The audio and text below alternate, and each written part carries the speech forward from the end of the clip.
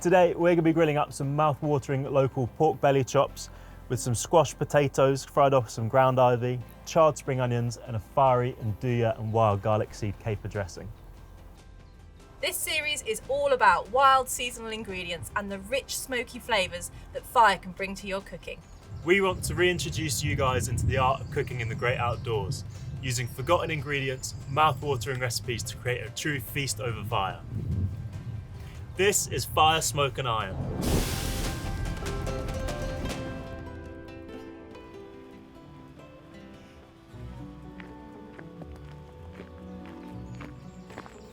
So today we're going to be using a wild ingredient called ground ivy. This is a wild herb that is really abundantly found in woodlands, hedgerows and in quite damp ground. So ground ivy is one of those fantastic herbs that you can actually find pretty much all throughout the year. It's quite easy to identify because it's got these scalloped dark green lobed leaves and it grows as a runner. So this is why you call it ivy. It's actually not part of the ivy family. Another really great identifier of ground ivy is its smell. So I'd always recommend that you just pick a couple of leaves, scrunch them up and then just give them a quick sniff. The smell, kind of a combination of rosemary, sage and a little bit minty, depending on the time of year, and you really should get that strong smell when you sniff it. So we really don't need to pick too much of this because it really packs a punch in terms of flavour.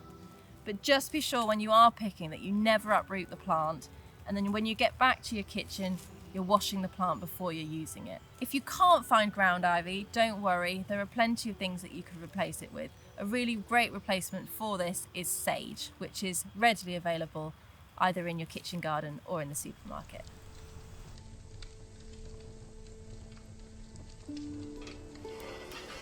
So first things first, we're just going to pop our potatoes on to boil. So I'm just going to grab a nice big pan of water. We're going to add in a nice big pinch of salt. And we're going to throw our potatoes into cold water. So it's important with potatoes that they go into cold water so that the water can heat up evenly and cook the potatoes at the same time. So go lid on and then we'll just pop the potatoes right over the flames. Next up, we're going to season our pork. So we've got some beautiful belly chops here from a local farmer. We're going to sprinkle over some of our very own chili, fennel and orange seasoning, which is based on a porchetta style rub, which is classic Italian flavours, lots of chili for heat and fennel for aromatic. So we're going to sprinkle that over quite liberally on one side. We want it to be nice and warming. And then we're going to flip those over and season again.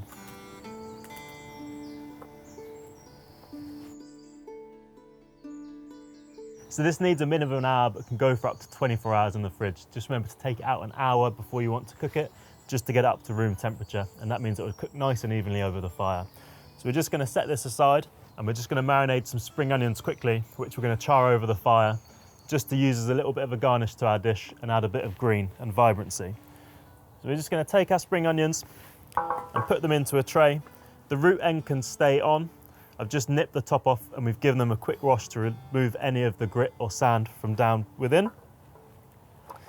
And then we're going to give them a good drizzle of rapeseed oil, just a tablespoon or two, a nice pinch of salt, a good twist of pepper.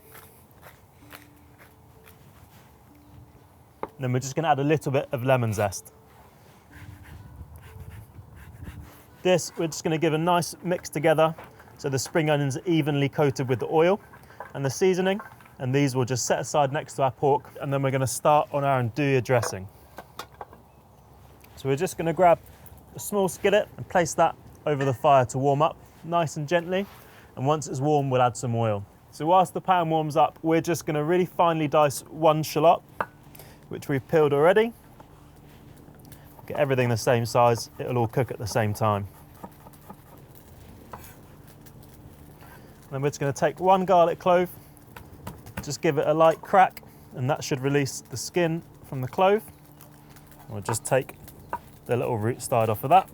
This we're just going to slice across the length as fine as we can get it. We're not going to worry too much about getting it too finely minced, because we're going to use this as a nice dressing. And And we're just going to go in with a tablespoon or so of oil.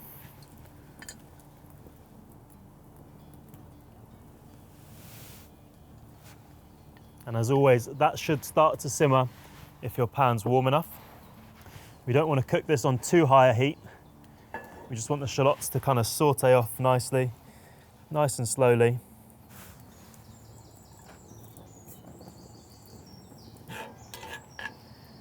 Then we can add in one nice large pinch of salt. Just going to help break those shallots down a little bit.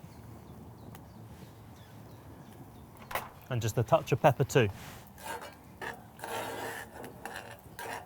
Once our shallots have been sizzling away for a minute or two, we can add in our garlic. And again, just give that another stir through. So next to the pan, we're going to add some Nduja. Now Nduja is a spicy Calabrian sausage, and it's essentially a spreadable salami. So it's been cured, it's full of fiery chilies and paprika, and as soon as it hits the pan, it will start to melt. We're just going to remove the casing from the outside of it, and then we can add this whole nugget just into our oil. And as the heat starts to penetrate it, it's just going to start to melt in with the shallots and the garlic.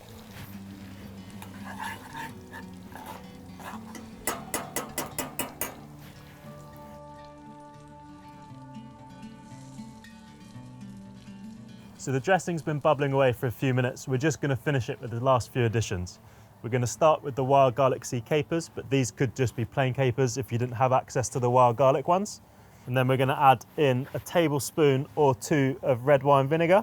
And then just to bring everything together and round off the flavours, we're going to use some honey. And we'll just give everything one last little mix. Bring it back up to a bubble.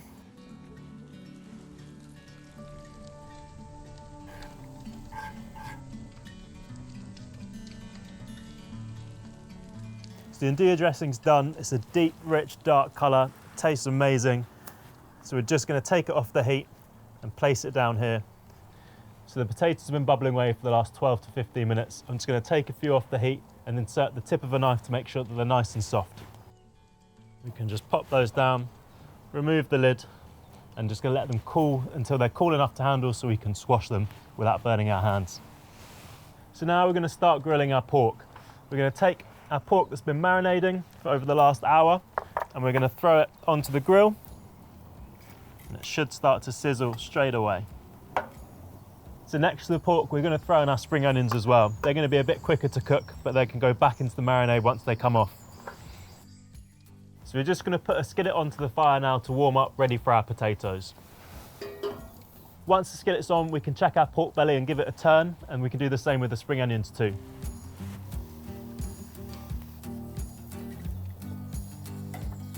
Squashing our potatoes creates lots of cracks and fissures within it, which absorb all the butter and seasoning we add to the pan.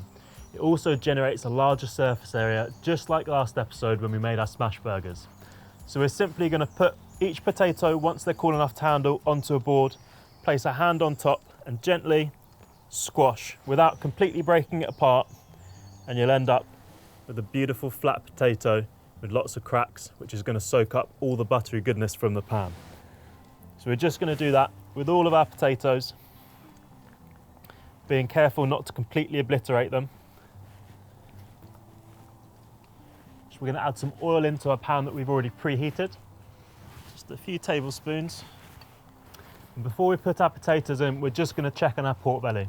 So we're going to take our thermopen, our instant read thermometer, and just push it into the surface of the pork. And we want it to be registering around 70 to 75 degrees. And that means that it should be cooked all the way through, but still nice and moist in the center. So we're just there.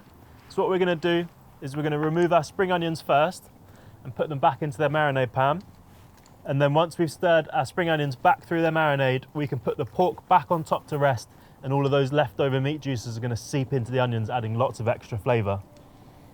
Pan's nice and hot. We're going to carefully add in our potatoes. And these are just going to cook nice and gently in the oil until they're beautifully golden, and we'll flip them over, add in lots of butter and lots of seasoning. So the potatoes have had a few minutes cooking and they're nice, deep, dark golden underneath. So we're going to flip them over nice and carefully so they hold their shape. Once we've turned the potatoes, we're going to season them. So we're going to add in a really good pinch of salt, a few good twists of black pepper, and then we're going to add in quite a large knob of butter right into the middle. And as that melts, that's just going to seep into all the cracks in the potatoes. And whilst that bubbles away, we're going to take the ground ivy which Becky picked earlier, and we're just going to roughly chop it. So this is going to add those sagey notes. They're going to go really well with our pork belly. And then this we can sprinkle into the pan, and as soon as it hits the butter and the potatoes, it's just going to add loads of really nice aromatic flavour to the potatoes. We'll just keep a little bit back for garnishing. Just going to put the Nduja dressing back on just to warm through over the fire. It doesn't need a high heat, we just want to take a little bit of chill out of it. And if it's been a cold day whilst your pork's been resting, we can just pop that back underneath and near the fire just to warm back through and put a bit more heat into it. So potatoes are finished cooking and everything's coming together, so now it's time to plate up. So we're going to bring our potatoes over to the board, and then we're going to load our potatoes onto our platter. Trying to keep them all intact as well. And now it's time to bring back the pork belly and the onions. And these we're just going to kind of drape in and around our potatoes, and we'll follow that up with our pork belly pieces.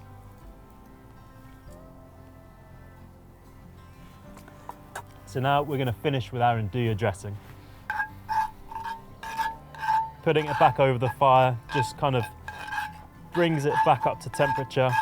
We don't want it cold, we want it to be nice and warm, spicy chili, a nice hum of garlic in the background. And then just our final flourish, we're going to finish with the touch more fresh ground ivy, just for a little lift in flavour. And that's it, guys. Our pork belly, charred spring onions, squashed potatoes with ground ivy, and Nduja wild garlic seed caper dressing. If you're interested in any of the products we've used in today's video, from spices to cookware, then please click down below in the link in the description. As always, don't forget to subscribe to keep up to date with future episodes. We've got something really tasty for you guys next week.